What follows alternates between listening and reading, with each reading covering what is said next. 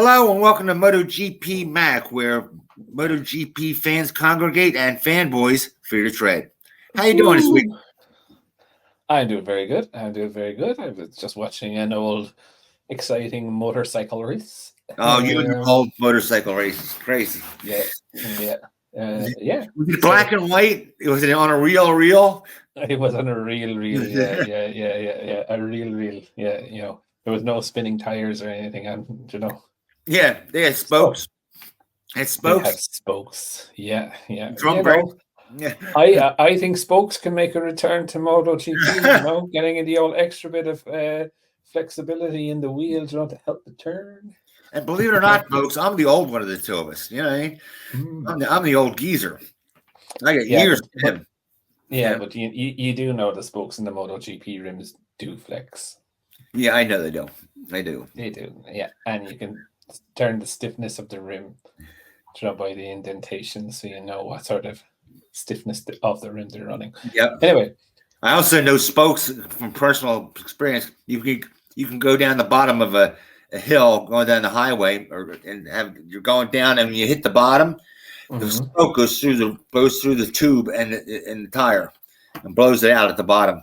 Oh, that's cartwheeling down the tarmac. It's not cartwheeling; it's the tarmac rushing up to meet you. Yeah. Oh, yeah. Give me a big kiss. Yeah. Yeah. Give me a big kiss and an old rash. Anyway, so Qatar.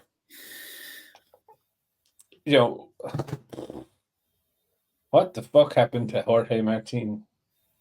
Thought he had it in the bag, didn't you? I mean, he was strong on Saturday. They said he was iffy, right? And he didn't seem that shook to me. Did you? I mean, he did. He did in second practice. He did definitely, he was 3.5 seconds off the pace, and he was coming in, and he was spitting the fucking dummy, and it was, in my view, a Fabio moment of spitting the dummy. Do you know what I mean? I thought he shook that real quick. I remember he did it once, and it was a comment. No, because he went out again, and then he was only 2 seconds off the pace. And you could see coming in. You could see it with something. But I wonder with this sprint, with the main race today, it really looked to me that the tire spun on the rim when he started off. He got it. He got a bad start, right, and the rear wheel spun up. But I just wondered, did it knock it a little bit out of kilter? And you could see he just couldn't exit the corners. When they spin on the rim, folks, your back tire will go horizontally. It'll go. You ever have that? It spins on the rim. It'll do this. It'll do this on you. Yeah. Yeah, but the wheel is no longer balanced, and you get massive vibrations and stuff like that. So it's definitely not a nice thing to have. You think it would shut him down at the speeds they're running if it spun off? You know what I mean? That's unbalanced. Yeah, but it could only be slightly unbalanced, so it could give you just a little bit of a tremor going through the corner. So it just takes your confidence. There was definitely something wrong, and when they got into after the race, when he got into the pit, they closed the door immediately. Do you know what I mean? That means there's an investigation going on straight away. Do you know what I mean? Keep the press out of it and whatever. And we were saying in Ireland, that. He had a face like a bulldog chewing a wasp. After, do you know what I mean? When he was walking through the paddock, he looked really, really cross. Do you know what I mean? So, yeah, was it a duck tire? Was something slip on the rim? And it's a pity for him because you don't want that shit wrecking a championship fight, but you don't want it to ruin the camaraderie in the team. Somebody makes a mistake, and then it just goes like a cancer. Yeah. And look, the tension is high, and any slight mistake now is blown way out of proportion. Do you know what I mean? Because look, there's so much at stake now. For me, when you look at it, right, his goal at the start of the season was to be in the top 3.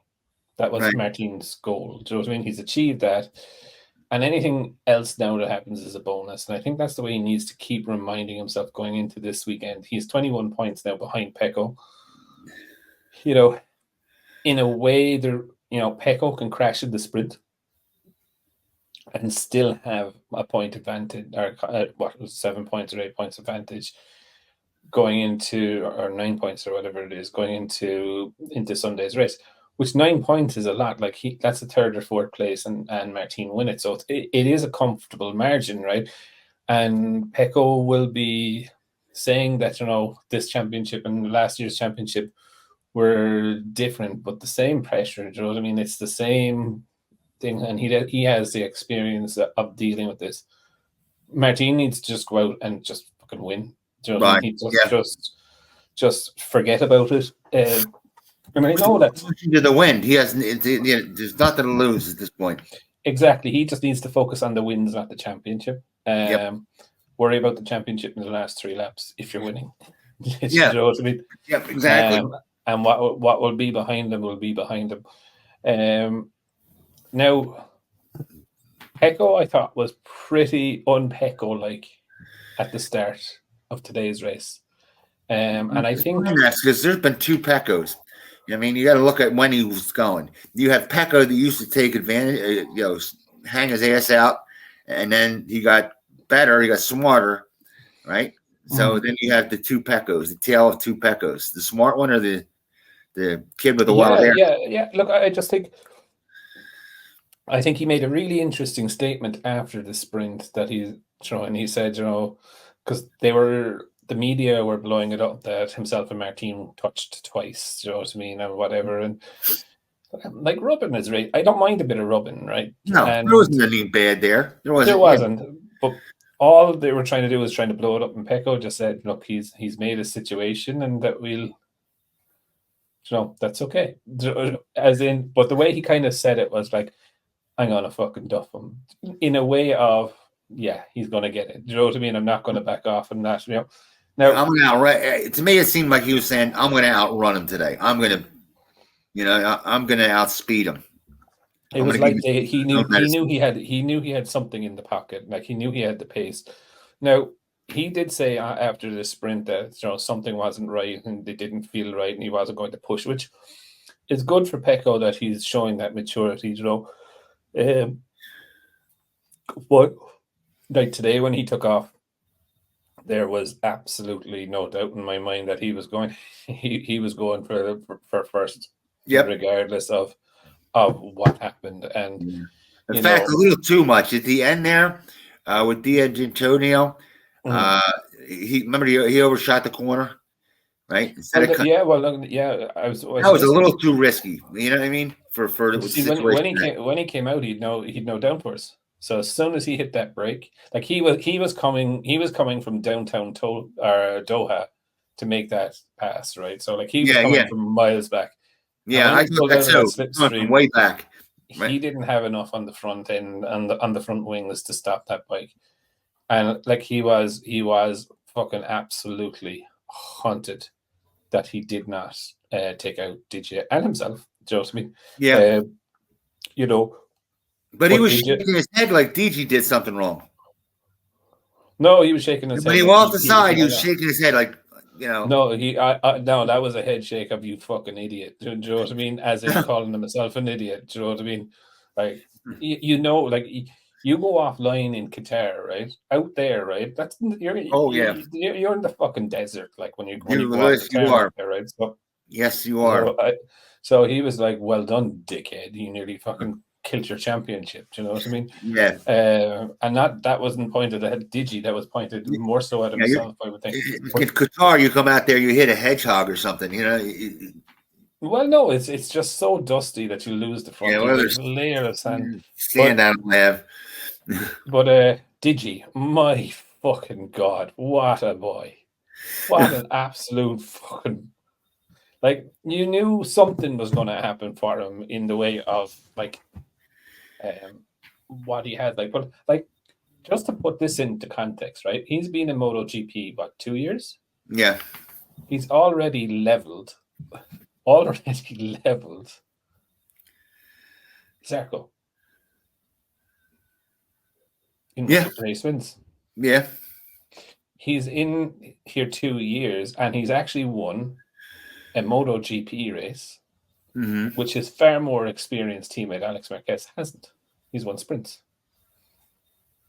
Yeah, well, but you can chum that up to an odd track and in one day. It's not, no. Like Digi in the last 4 or 5 races has been thereabouts. He has, like, Mandalika definitely was there. Do you know what I mean? Yeah, but he hasn't proved himself on a long run. Would you bet on him for a long run between the three of them? Would you bet on him for some instead of bringing in someone new that has no fucking idea what they're going to do?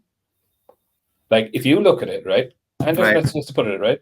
If we look at it like this, right, Marco Bezzecchi was the closest besides his teammate, right? Mm-hmm. So if you look at it, Marco Bezzecchi, Luca Marini, like if you look at those riders and the pace that they showed, he was 17 seconds ahead of Bezzecchi today. Yeah, I'll tell you what, I would certainly keep him over Franco. You know what I'm saying? Yeah, there's the other. That's the other thing. Like, I genuinely do think that, or see, he bribed him or something. He must have sent hookers over there or something. I just think he deserves to be in MotoGP. Being very, very honest, I think. Yeah. You know, when you look at he doesn't.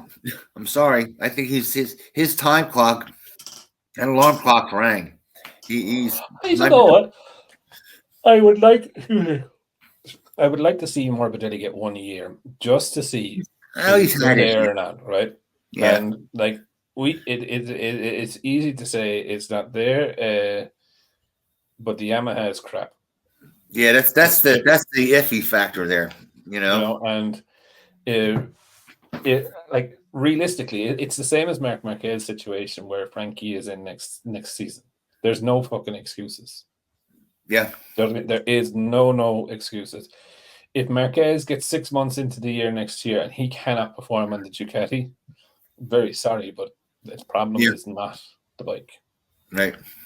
Do you know why? Because the bike is a race-winning, championship-winning bike from 2023. Do you know what I mean? Simple as that. So it's not like he's going to have setup issues, not know what to do with it, this, that, and the other. But you know, I don't know how to put this, but I in exact terms, but looking at Marquez today, Marc Marquez, boy, he put on that. He showed more and more that he on a regular bike, right, regular bike, on a competitive bike, he's going to be so dangerous. He's going to be the. He is right, but look, like to be honest, he made moves on that crap bike that I couldn't believe.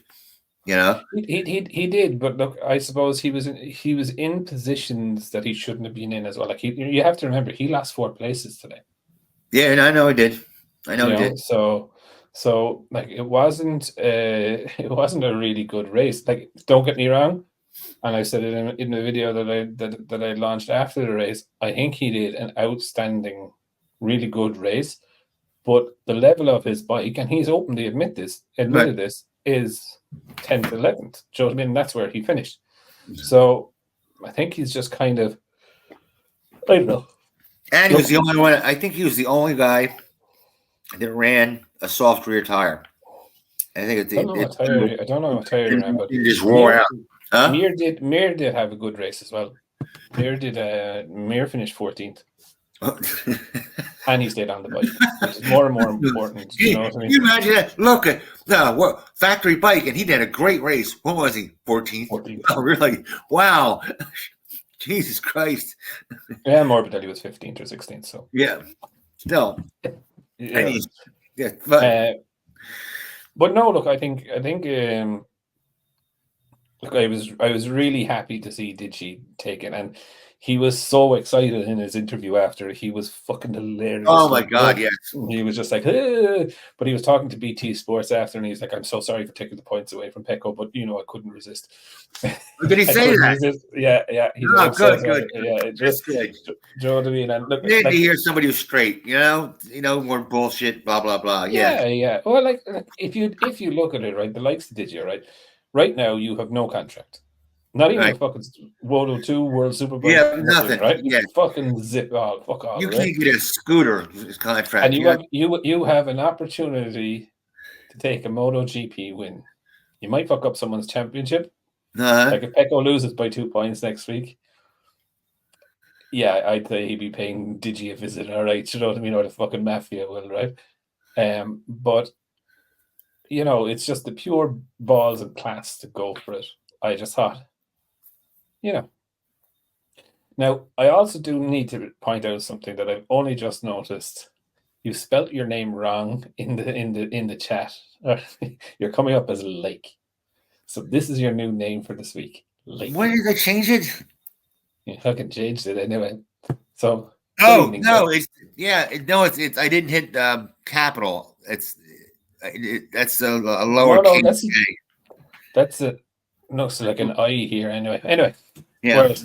So Digi anyway will be I think look, he definitely deserves a ride, and hopefully something will happen for him, because the names being thrown around, right, are your man Aldeguer, right, which this is no word of a lie. The Moto 2 kid. It's The 18. Moto 2 kid, right? I you know what? I got to look up on him because I keep hearing about him. I'm too lazy to say. Yeah. Pramac Ducati have said to him, "You need one more year in Moto 2. We will bring you to MotoGP. Okay. Just one more year."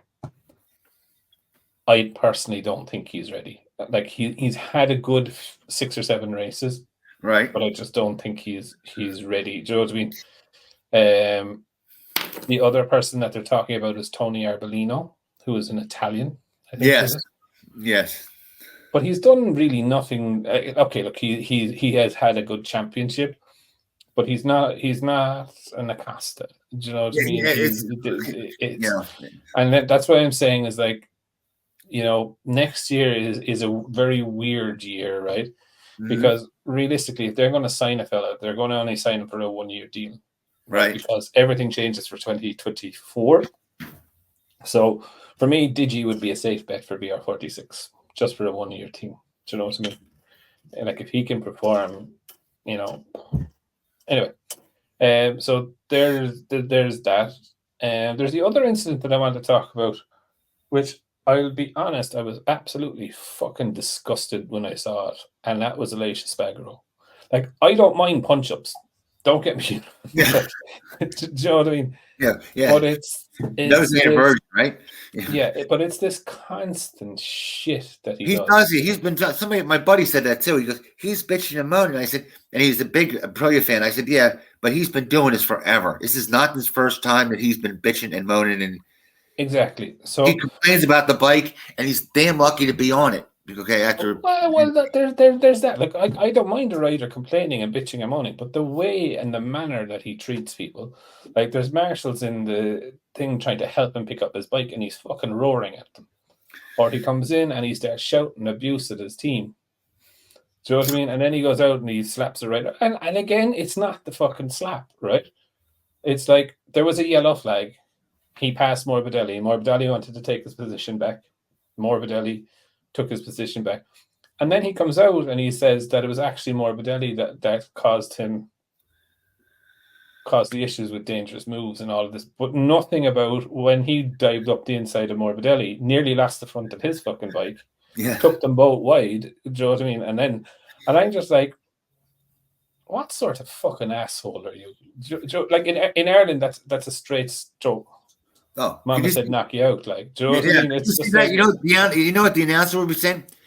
Alice Espargaro isn't going to be riding this race. Apparently, he slapped Jake in the paddock, and he's at the hospital right now. Yeah, it's just I just think it's I think it's just very, very damaging, and you could see Rivola was very fucking cross after it. Do you know what I mean? So I reckon that LH got a fucking serious word, but he came out then after. Now, okay, Oliveira did crash, and then he hit him, and he broke the top, I think, of his fibula. So he's a fracture on top of it, and when I saw it, I was like instantly karma. Do you know what I mean? But I just think, yeah, he's definitely going to get a fine, an internal fine from Aprilia, because they're not going to stand for that shit. Do you know what I mean? They shouldn't. They're actually, I think they're too nice to the riders, personally. They are, and I think though that's going to change now, because I think a line has been crossed. Do you know what I mean? That they're going to have to be like, listen, like, I get it, and I 100% get that he's hyper. Do you know what I mean? When he's pumped up on adrenaline and this, that, and the other, but it just can't go on. And like, I think it's ridiculous, an absolute fucking joke that they gave him a €10,000 fine and sixth place grid penalty, which the grid penalty put him back down in with Morbidelli. Do you know what I mean? Why would you fucking do that? Do you know what I mean? Pit lane start, fucking start at the back. Yeah, exactly. Exactly. And then this guy earns what, $3 million a year in his contract, and another $1 million. Just that, you know what I mean? Yeah, what's 10,000? And that $10,000 claim is fucking tax refundable. Yeah, I mean, he can write it off. Trust me, the cops know me. I belted people and went, yeah, I can afford it, and got the fine. You know what I mean? But they're like, okay, Jake, we're gonna take you in. You know? Yeah, I know. You know. But that's like, but look, for me, it just has no business. And it's not, I'm not whinging about the hit. It's just his attitude has no business there. Do you know what I mean? I get it that he's hyper on fucking adrenaline, but again, if you did that in my country, you get a slap and you get knocked the fuck out. Do you know what I mean? And told, talk to people with respect. But I don't actually know. Fill me in this though, with all the jibber jabbering going on. What did he actually do? Why was he pissed off in the first place? Because about everything, you start saying, "What? Pin it down." So what actually happened was that there was a yellow flag or something, and Morbidelli rolled off, and Aleix Espargaro went around the outside of him, but Morbidelli wanted to get his position back, so Morbidelli went past, and it was a close pass, but like, it didn't drive you out into the fucking sticks. Do you know what I mean? It just moved you slightly off your line, right? And then coming into, I think it was turn 10, then Aleix went up the inside of him, but he was never going to make the corner. Never. Do you know what I mean? He pushed Morbidelli wide, but you could see he lost the front and he pushed Morbidelli wide. Right? And Morbidelli came back in underneath him. And all Morbidelli was telling them was like, calm down. Yeah. Because he was hands up in the air. And next minute, then Aleix slapped him on top of the head. But it's just for me, I was just there, like, someone actually needs to go and knock the fucker out. And then he made an Instagram post and made nothing of it. Do you know what I mean? It was more giving people an update that he had a fissure on the top of his fibula, and all he needed to say was, "Look, I was really sorry for my overreaction," and the world would have went like, "Yeah, okay," but it still doesn't change it. But it just, but anyway. And this thing is going to slap somebody. I'm sorry, I'm still old school. If it's that bad and you're that pissed off, I expect him to get off and belt him in the mouth. I mean, if it's that, yeah. Well, look, you're not really going to do that. But like, what my point here is that last year there was fisticuffs between John McPhee and someone else, right? Right. I can see that. I've seen it happen. I've seen it happen in pits. And I think they got a pit lane start. And here's this dickhead. Then he gets a sixth place grid penalty and a 10 grand fine. Do you know what I mean? Which is, doesn't make any fucking sense. Like, do them. If you're going to do them, do them. No, you're right. Right. And the only reason that he rode today was that he didn't want to take that sixth place grid penalty into Valencia. Yeah. So it's just, for me, I don't know. I think he really needs a kick in the hole or kick in the arse and told cop the fuck on. Do you know what I mean? It's not acceptable anymore. Yeah, my theory on Aprilia is they just need a rider. They need that. They need that alien. They need that good rider to put them on a straight line. The bike's Yeah. good. Just they need somebody to, kick this project in the ass. So let's wait and see what happens. I think he's going to be a watched man for a while now. Do you know what I mean? And will he get away with it? But look, I suppose it's the perfect sort of time to act the bollocks like this because it's the end of the season, so everyone will forget about it by the time you get back next season. Yeah. I think. What do you think about Valencia? Valencia is a one-line racetrack. No, it's not really. That's all I've heard. I keep hearing it's a one-lane. I've heard it forever. It's a one-lane, freight train kind of track. It's a sort of track where half a second is like a second. So like a half second gap is like having a second gap. It's hard to make up time there. But no, there's like you have, I think, turn 1, turn 2, and the last turn you can definitely make passes in. Do you know what I mean? So there is scope to pass. The way it just depends on temperature. How warm or how cold it's going to be. What's the tire allocation going to be? Right. What tires are they going to run there? It's very, very like it's a great track to watch at because it's like a fishbowl. Yeah. So you can sit there and you can see all corners in it. But it's definitely fucking squeaky bum time. Like really, really squeaky bum time. I'd be losing sleep anyway if I was one of either Pecco or Martina. Like it will be interesting to see what Pecco has learned this year from last year. Do you know what I mean? I expect Pecco to be a little bit different. Now, I think he's just going to try to, play it safe, where's he at type of thing, Yeah, I think I give me a couple points in the hole and to win and I'll be fine. Not good for them. I think he just needs to watch where Martin is. Do you know what I mean? And manage the gaps. So I think it's more of a strategic race for him. But back to the Qatar race, I think to give Maverick Vinales credit, I think he did really well, and I think Binder did really well. Now, I did notice it was kind of strange that Binder wasn't running the rear updates that Jack was. So Jack was running a new exhaust, and he was running that new rear wing. Now, I find this rear wing very funny because I do remember a comment from you ages ago when we were talking about these wings, right? And it was like, it'll never be like a Formula One rear wing. Well, motherfucker. Well, it's still not. It's this. It is 100%. No, 1 sec now. So that wing, right? And this now I know, right, is designed for downforce, right? If you look at the back of the 2009 Braun Grand Prix car, right, caused an awful lot of controversy at the time. It was called a double diffuser. Yes. All right. So this is a double diffuser rear wing. Yeah. This is as close as you're going to get to Yeah. Formula One on a motorbike. It's that big. It's that big, but there's how many elements in it? Exactly. They went from one fucking element. So what?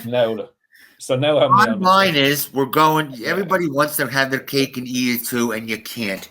They want the speed. They want to say we're the fastest in the world, and the top dog. So there's a Formula One wing on the back of the fucking KTM. That's all I'm saying. They need tech to keep it safe and keep the racing we've had in ages. All I am saying is there is a fucking Formula One wing, rear wing. I want to send you some Geritol. That's all. You know what I mean? I want to send you some fucking Geritol. It's a Formula One rear wing. I don't give a fuck what anyone says. I know my rear wings. Yeah, I know. It has a little squidgy thing, No, it's like fucking 3 or 4 elements in the fucking rear wing. Okay, yeah, you have 3. That's Formula One level. You got 3 squiggly things. It looks like 2 pill bottles, one pill bottle on each side, and this little wavy Man, wing. the It's amount of fucking tech inside in that rear wing. Anyone, you need to go and look it up and have a look at it. This rear wing is fucking unbelievable. The amount of hours of development in that rear wing, right, is immense. And then secondly, right, I'm sure qualifying, I'm sure there's a kindergarten out there where the kid is I'm made. just looking at it there, right? So there's 1, 2, 3. There's 3 main, or is there 4? There's 4 elements in that rear wing. And it looks cool, by the way. It does until Miller crashed in qualifying or practice, and the first thing because it's so fucking big, it got fucking cleaned straight off the bike when it went down. So anyway, it is. You realize people are paying on their production bikes thousands upon thousands of dollars extra, okay? Like the BMW S1000 or M1000 RR to have that look because they like it so much. I get that, and look, that shit's fine. That doesn't bother me. But this is a Formula 1 rear wing on the fucking MotoGP bike. Yeah, it's the bike's still lean, and you don't have to drop somebody down on top of it. There's no ladder needed, so we're still fine. Yeah, I don't know. Yeah. It fucking starts with that shit. Yeah. And he's running, and Jack was running a new exhaust as well that I don't think most people caught during the race and things. So it's interesting. Now, he did do a better race, actually, Jack. This again, he finished in 9th, 11 seconds off the pace, but realistically 4 seconds off Brad Binder, which I think was not bad for a track that it doesn't eat tires, but it doesn't help tires because the tires grain. Do you know what I mean? Right. I was surprised though with Alex Marquez. I thought he'd be a little bit more forward, but especially there was definitely a good consistent data in there from Digi, and we know that because Digi won the fucking race. Gracini. KTM's big in Australia, aren't they? They're big globally. Yeah. I think what they did for that exhaust, they took an Aborigines horn. You ever see the Aborigines? They're real long horns, okay? And they said, "Hey, can you strap that to the bike?" There's an idea. Yeah. I think I'll do well. Yeah. Fabio Quartararo. Let's talk about Yamaha. Oh, my boy. Yes, he's doing better. He's doing better. Yeah. Look, I thought he did quite well. He definitely does have he didn't eat up the tires. The bike, it's thinking Saturday, I was looking at this. It wasn't the slowest down the straight. Really? Which I found interesting. Top. I don't know who was top. I was looking for the Yamaha specifically, so it's like. I mean, who did it eke out or beat? Oh no, but they were well decided. They were, I think, 13th and 15th or something. So they were well. So it wasn't just like they just beat one. Do you know what I mean? They were.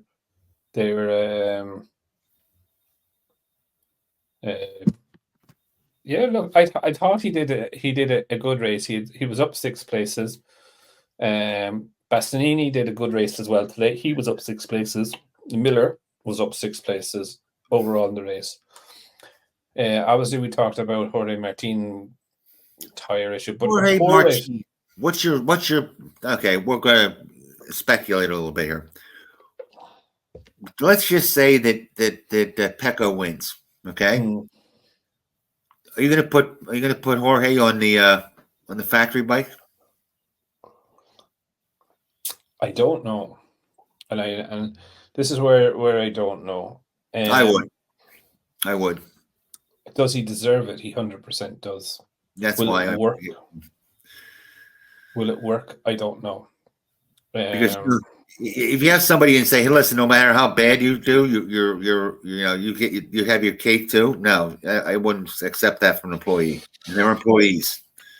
They're contractors, right? Man, so you have no loyalty to contractors. You have a loyalty to employees. So that's where we're kind of going with that.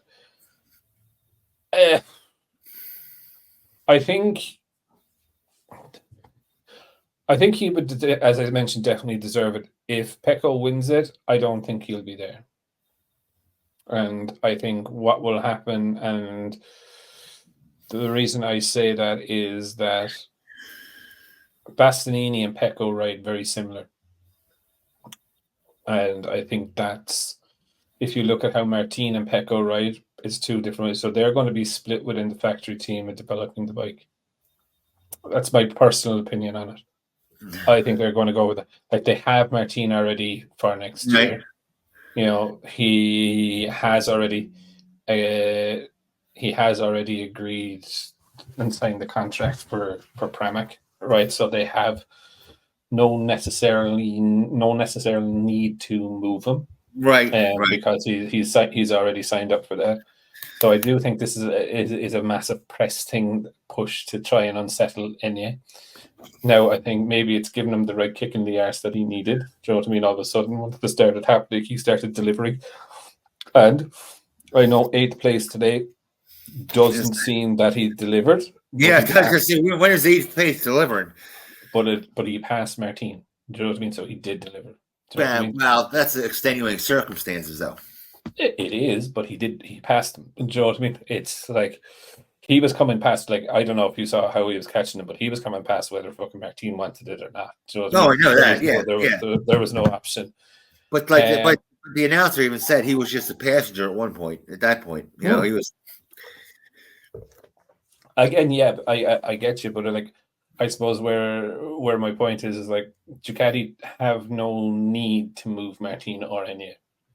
Like, Enya has said, or Ducati have said, Enya, like, you know, he's been injured so much this fucking year, you can't even count this. Do you know what I mean? Yeah, right. And which call broke his not to break in so I don't forget. KTM Rivera broke his collar or shoulder again, yeah. Shoulder blade.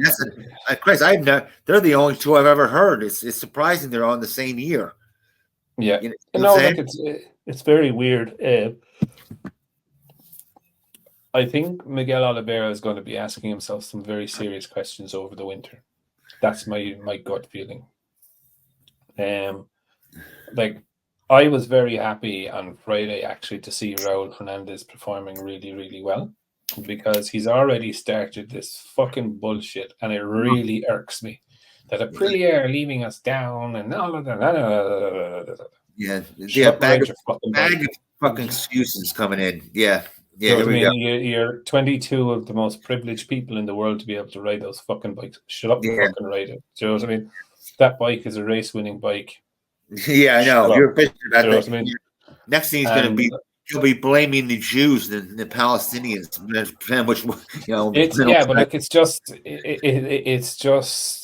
just shows me, like, it fucking irks me to see the likes of Digi Antonio out and him fucking in there. Do you know what I mean? And he's doing absolutely fuck all. He has one really good session.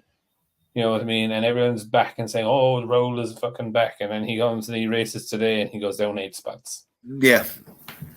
You know. And you can on a bike where the settings that they already have from the previous year. Now I know the tires are slightly different and this, that, and the other, but we're talking tweaks. We're not talking fucking change the world in how they're doing it. So, like, for me, when I look at it, I do think he needs a kick in the arse as well. Do you know what I mean? Like, he either wants to be there or he doesn't want to be there. Right. For me, Paul Espargaro, I think he's actually lost interest.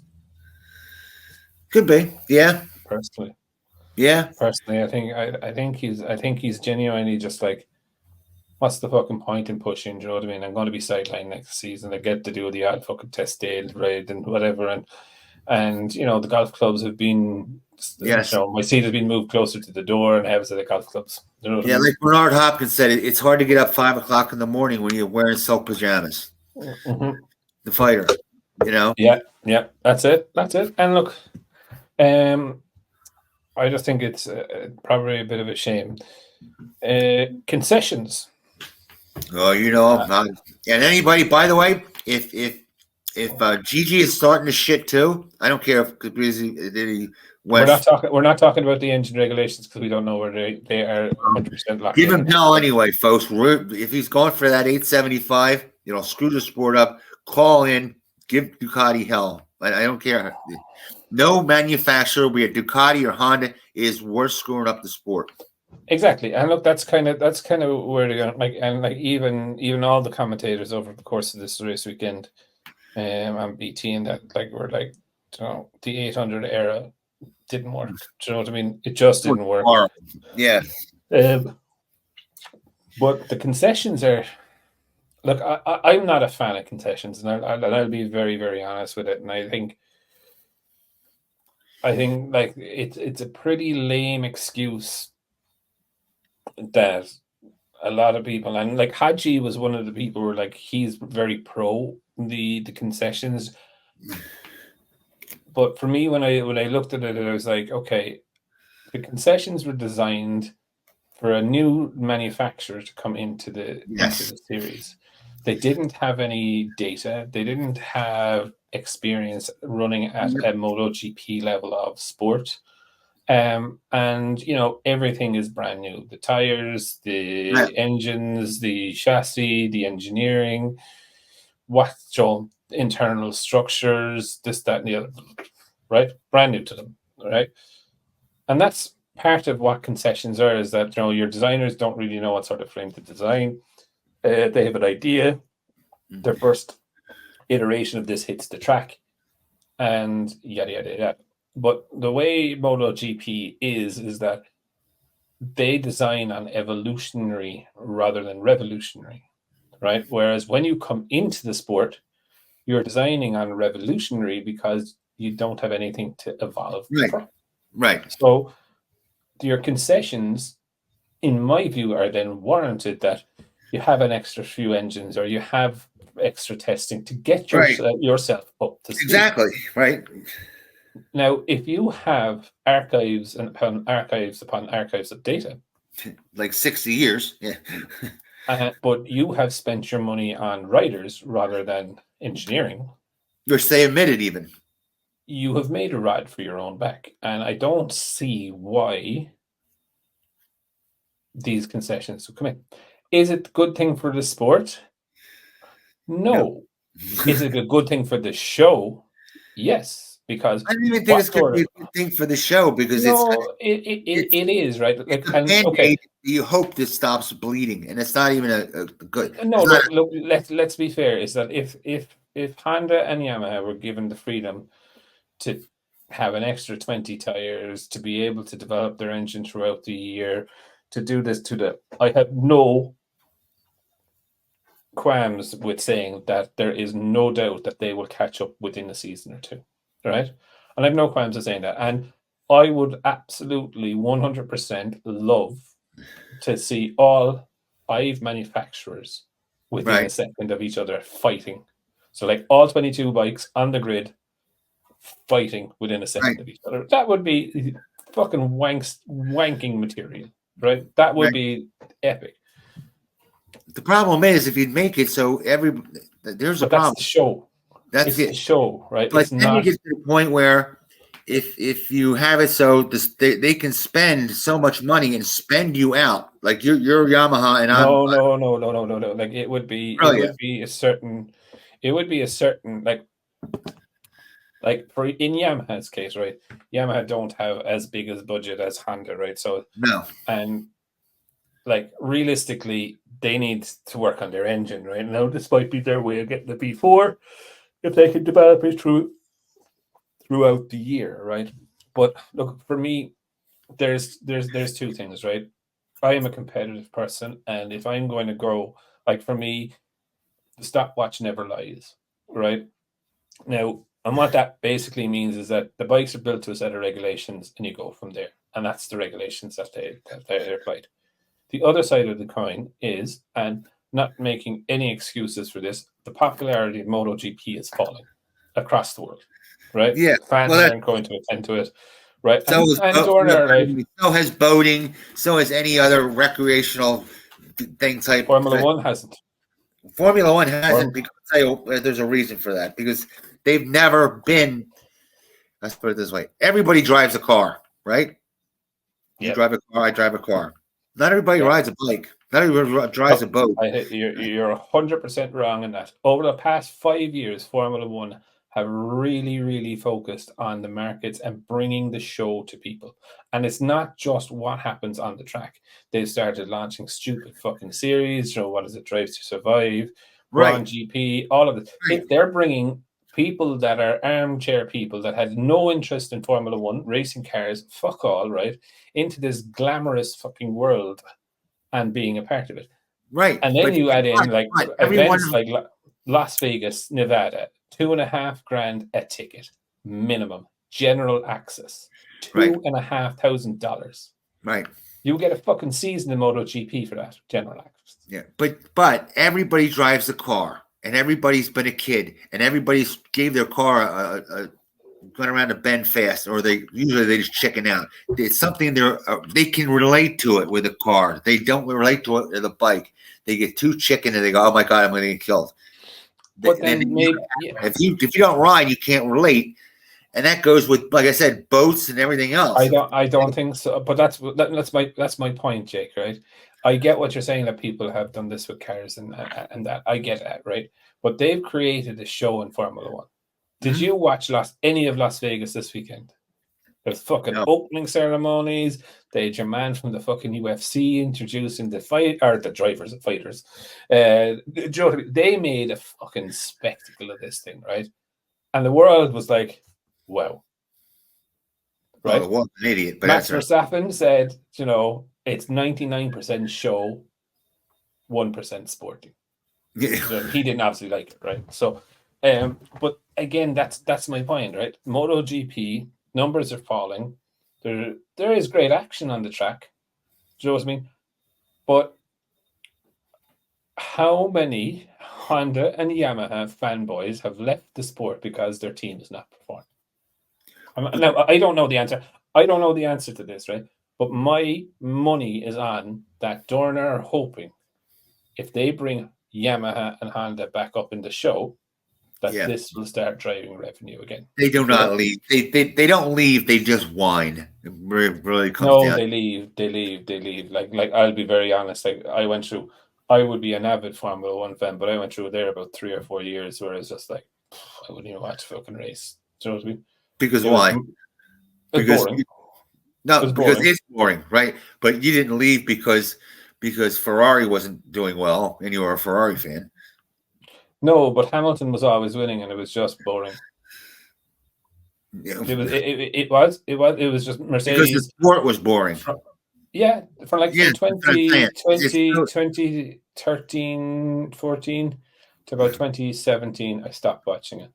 Right. It was just like I knew Mercedes were going to win. 9 times out of 10 it was going to be Hamilton, and they win by 30 seconds. Right. So I prefer to watch grass grow or paint dry.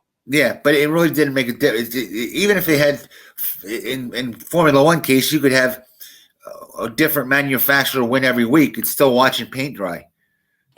No, like I would have been. Whoever gets in first wins the race. You know what it is.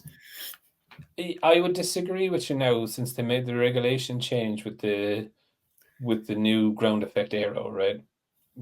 Now, I don't like DRS because that's fake passing, right? But again, I suppose where I'm saying is that they've improved the show around it. So, for example, the coverage is better. Now, unfortunately, because I'm in Ireland, I watch it on Sky, right?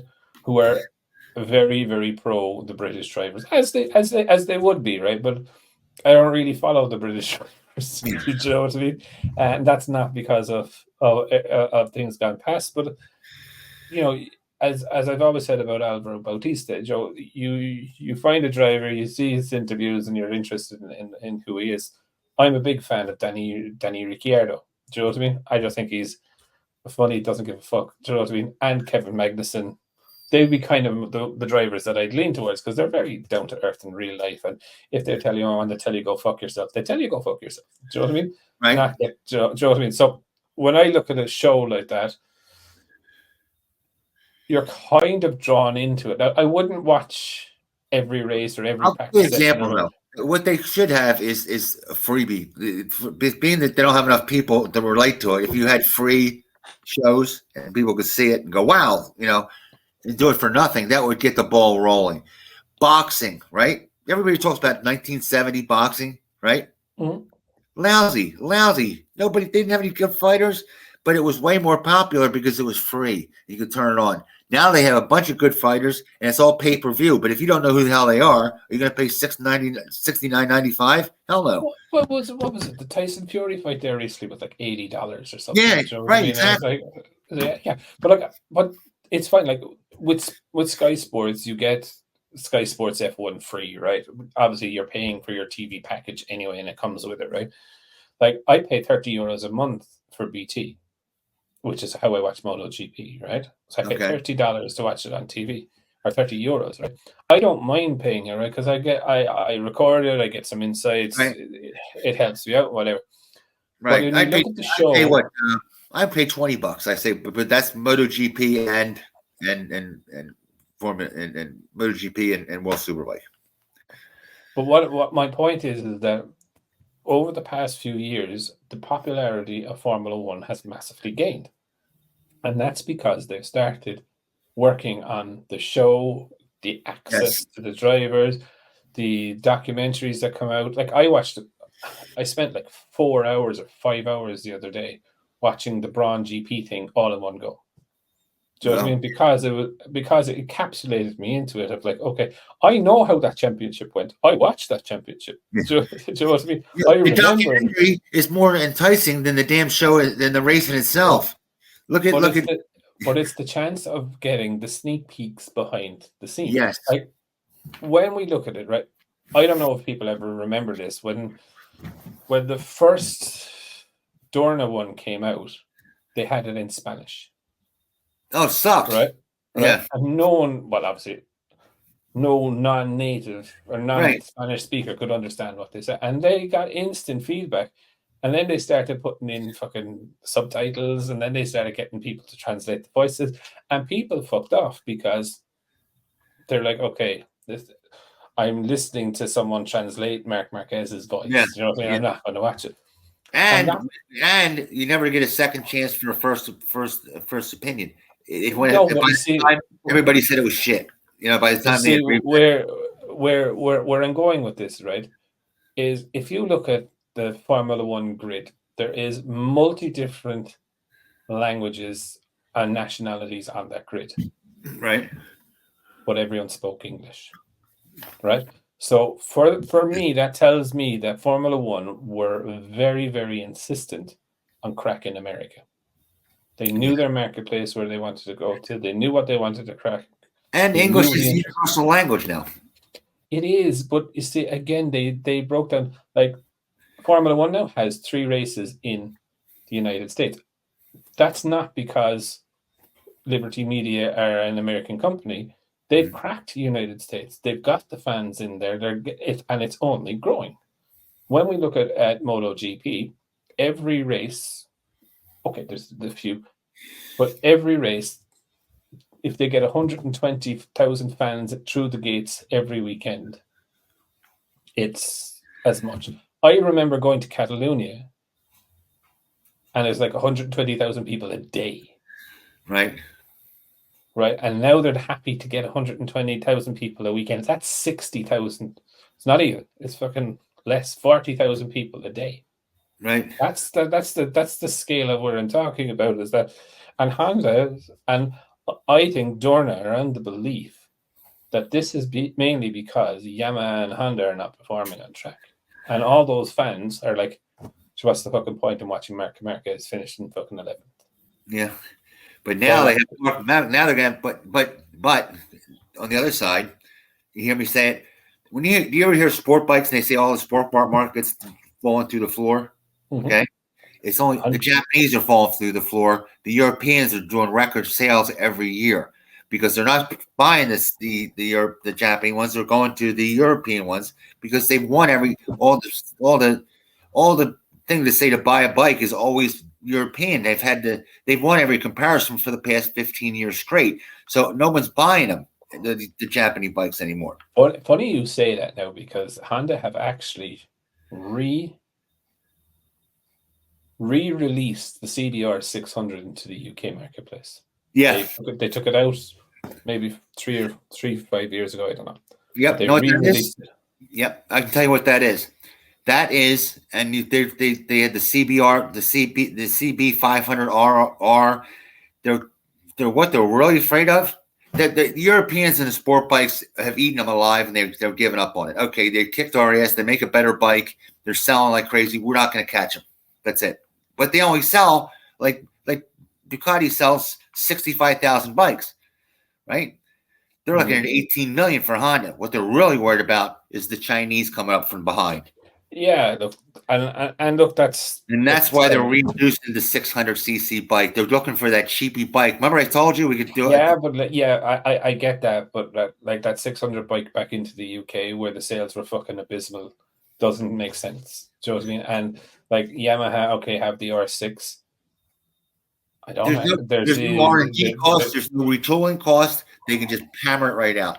Yeah, but they stopped producing it for the UK. They stopped producing it worldwide. Then they brought it back into Japan, which I would then say, okay, I agree with you with the Chinese, but releasing it into the UK is not really something, because the sales were fucking abysmal there anyway. But look, I think it's quite interesting, you know, and that's where I think we really kind of makes it look bad too, by the way. Yeah, but that's what I think it's the whole thing behind concessions is actually trying to get. I think it's just an old school way of looking at it. It's just an old school. Oh, look, if we get everyone fighting at the front. Now, the only thing I say this about the concessions, right? The only thing that I'm happy about is that they're trying to do a concession that is not turning around and saying, well, we're going to limit your end, or we're going to take revs off you, or you can't rev to this, or you can't rev to that. Problem is, if they don't get their way, they will. Yeah, look, Espinosa said that it's coming through. And it's right, but even as a business wise, it's a bad move, because people are going. If you look at the stands, they have the red mist up there. There's more and more European. Yeah, but I suppose my point here is that like their old school way is saying we need to focus on getting Honda and Yamaha up, so then we have fighting at the front, and it brings naturally people, and it will bring naturally people to watch. It will bring people to come to the events to see them, right? But they're going to end up pushing out the Europeans, and they'll have Honda and Yamaha meet. Then it'll be all fucked up. But no, what my point is here is like that's what their belief is. But what they actually need to be doing is penetrating into countries that are not there. Like AMA racing in America is quite big. It's not massive. There is definitely a marketplace for MotoGP in the USA, but they don't exploit it. They don't. And we don't have that many riders. Our riders are hard. How many Formula One drivers do we have? More riders in the UK than we have in Pennsylvania than the United States. No, my point is like, okay, if you look at Formula One, they had not one American Formula One driver for years. They have one now, right? So I mean, there was not a lot of fun, and that's my point. Is that Liberty and Formula One created a way to reach fans, to get fans excited about their sport, and to bring them into the sport.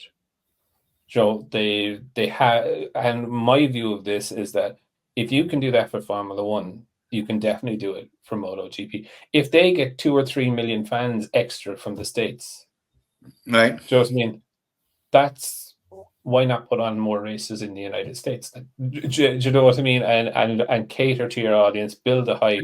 They used to have 3 races in the United States, and they all went up. They didn't have anybody show up because people here are. This is not the land of the brave. America is the land of the coward. They're scared to death of their own shadow. I know that, but like my point is that they're not making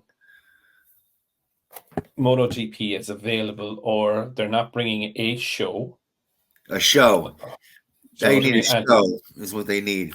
they need to, yeah, but they do. Like you look at Drive to Survive, you look at all of these. This is giving people golden nuggets into what happens behind all the glitz and the glamour, right? United And States then, love the gossipy bits. You know what I mean? but they do. But like I watched Austin. Is it the one in Austin? Circuit of the American Dakota, Yeah, right? good. And this guy, there's Ted's notebook. He does all of the Formula One interviews after the race, right? And he talks to fans. And he blatantly turned around to them, and he's like, "Oh, how long have you followed MotoGP?" And it's like, "Oh, about 2 years. We started watching Drive to Survive, and now we're here." And you're just like, yeah, you have fucking no clue. Do you know what I mean? Of the history of the sport and all of this. But it's bringing bums on seats to the circuits. Do you know what I mean? It's creating excitement about the sport.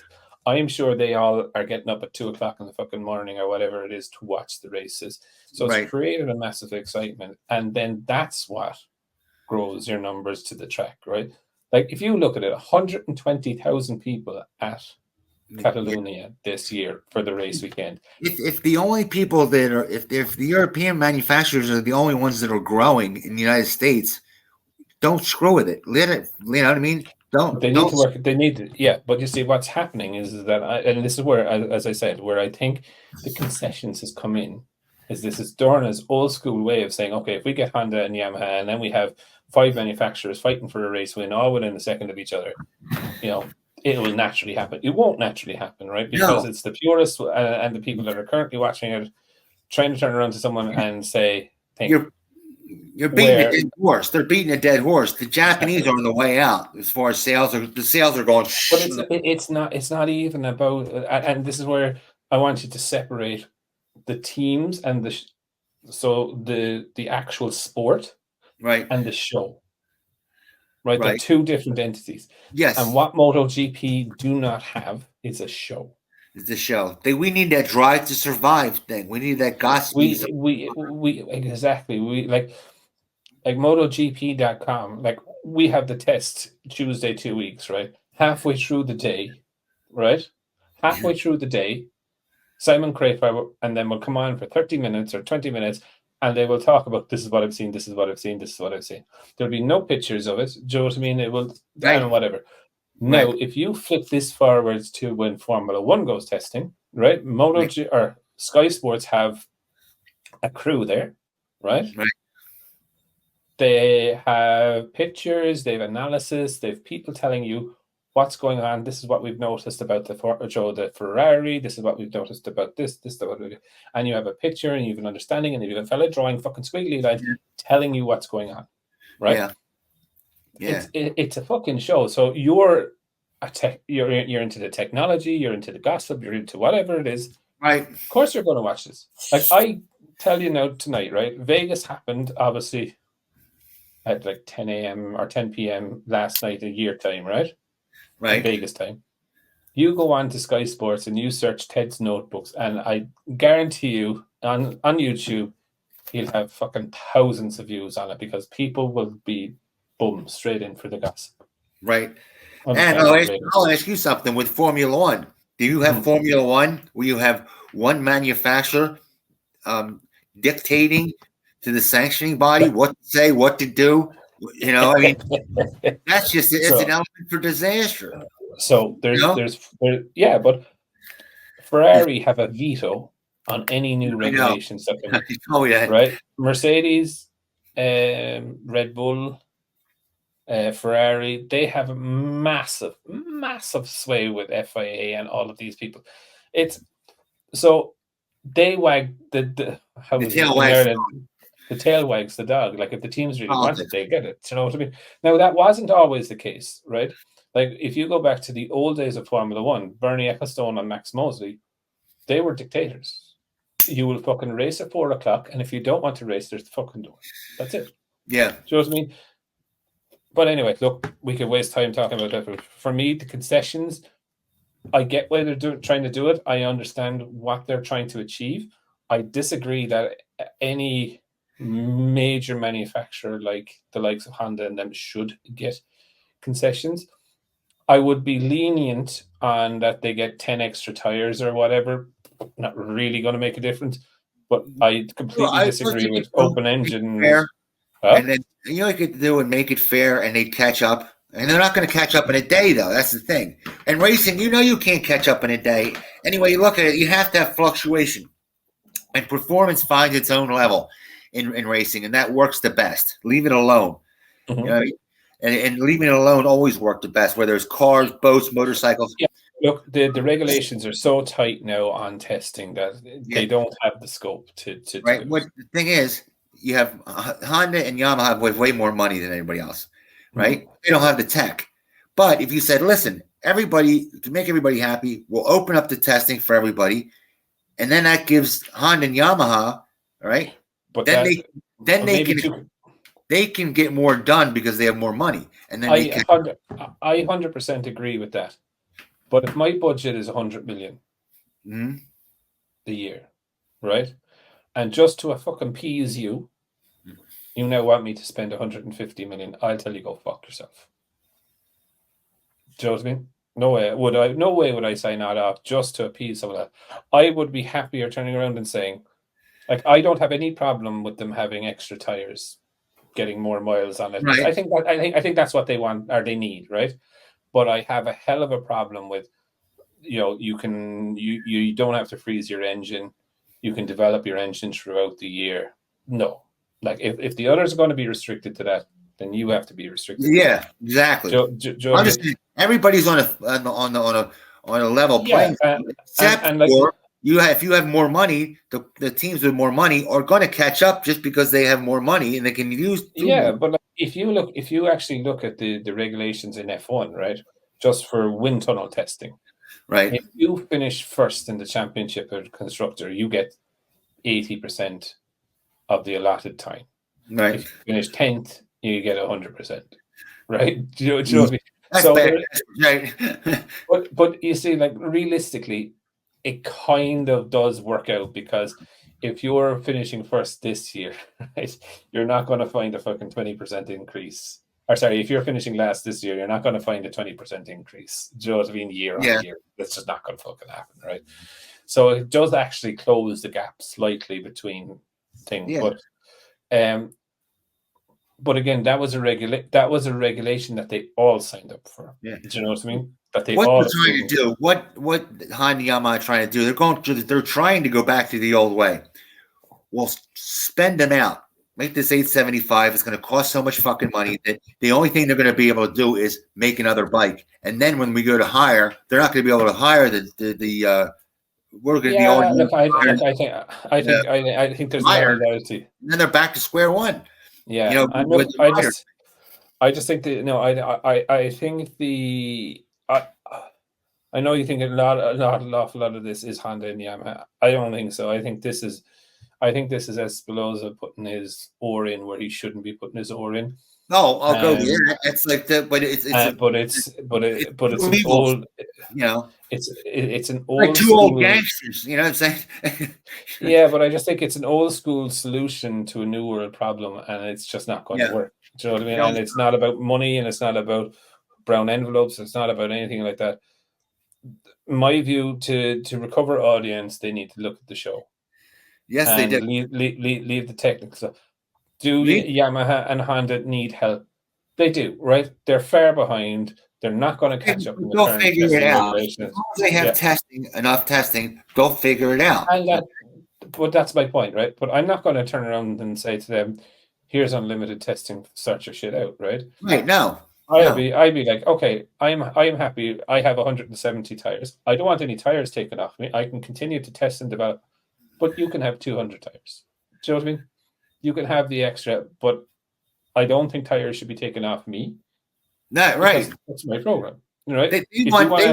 They want to hinder the Europeans and get all the concessions, and you know what I me. They want it on both sides. And that's bullshit. That's going to happen. So you're going to spend them out, which is going to in a year. Then they're going to have the Europeans will leave. They don't have the money. They don't have the money. But that's where I think it is like, and this is why I'm against open testing, is that it's not actually going to solve a problem. It's actually going to create another problem, because what it's going to say to me is that I have my 100 million budget, right? And it won't really necessarily affect me this year or next year, right? Because I don't think they're going to catch up that quickly, right? But Honda then can go away and spend 150 million, right? But you've now raised my cost in 2 years' time to 150 million, and I don't want to do that, right? Because the way I'm looking at it is that I made a 5-year plan. It's 100 million a year. Now it's just increased. Is it even worth it? You know what I mean? Aprilia and Ducati are way smaller, and than Craze. They're a pimple on Honda and Yamaha's ass. Okay, so you can't. Oh, I know, but look, there's no MotoGP team anymore going So a satellite team is 30 to 40 million is what they need, right? For a satellite. Right. Manufacturer is 100 to 120 million. Yeah, what I'm saying is to change all this shit around, to make it to 875. There's no point in making it 875.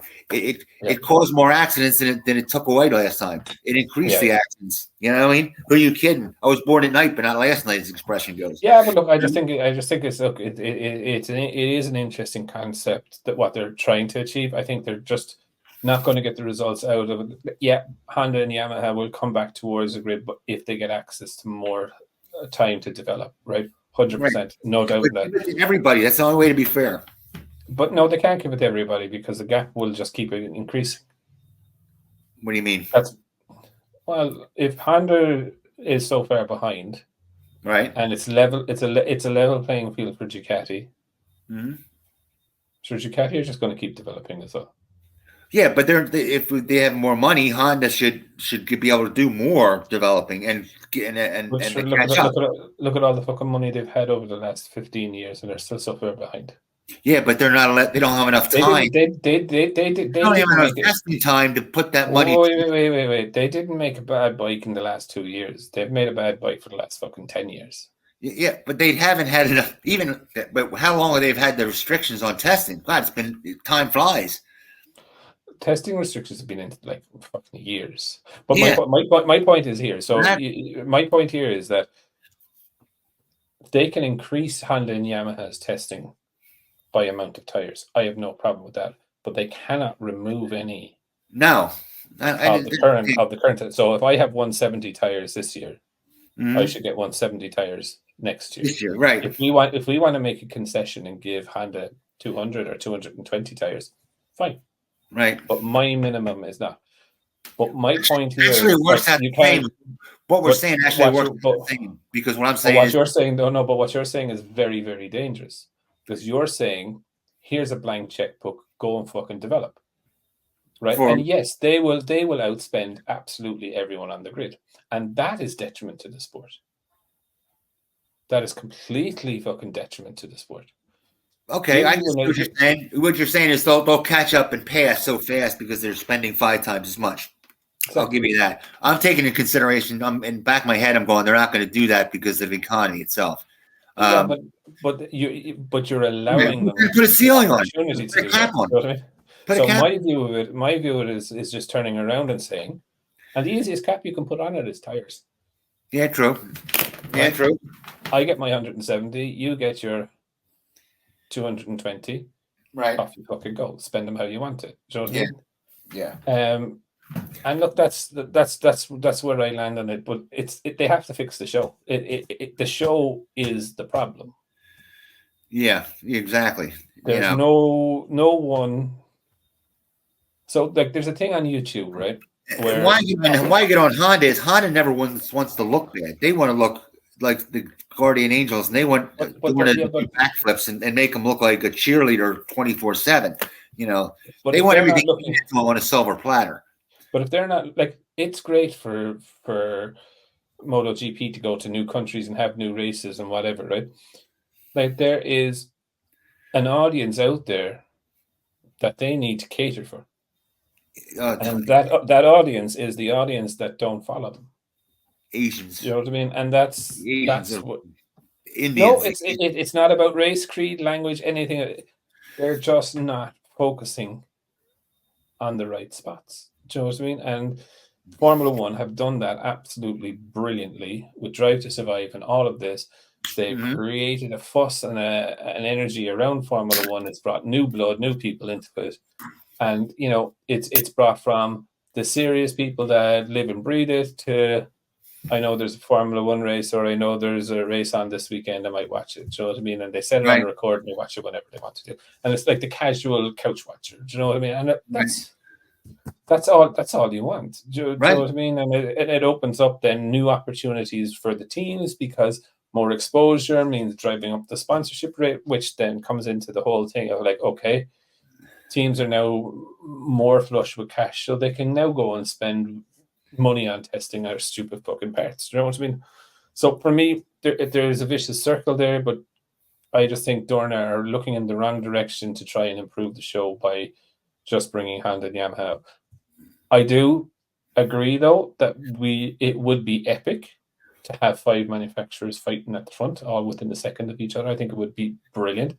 Right. But that's only going to... It's going to take about 4 years. But no, it's only going to serve the hardcore people. It's not going to serve people that would be casual. Do you know what I mean? Because they're like, okay, I'll do that. But anyway, and Valencia, Sunday. Who is it? Oh, Jesus. I know I'm sounding like a broken record. Bezecchi has not been doing well. Let's go backwards. Bender not hot. Forget that. It's championship time, baby. Who's your money on? On the championship, the odds are going to say. I was going to say Bagnaia is going to win the championship, just for the numbers. Because is Martin going to win the races? Probably. I think he's going to win both races and leave it up to Pecco. So which one are you going for? Both races, you think? I think he'll win both, yeah. Oh, I think you're... I don't know. He's not been looking good, to be honest with you. I think he'll win both, but I don't know what's going to happen with Pecco. So who are you going for? I'm giving you the opportunity to pick, because I know the other one. I'll go Martin, because he's just faster. Okay, so you're going Martin, and I'll go Pecco. Okay, perfect. And on that bombshell, we will finish up tonight's show. Thank you very much for everyone listening, and can't wait. It's race week again. Yep. See you after the race. Take it easy, guys.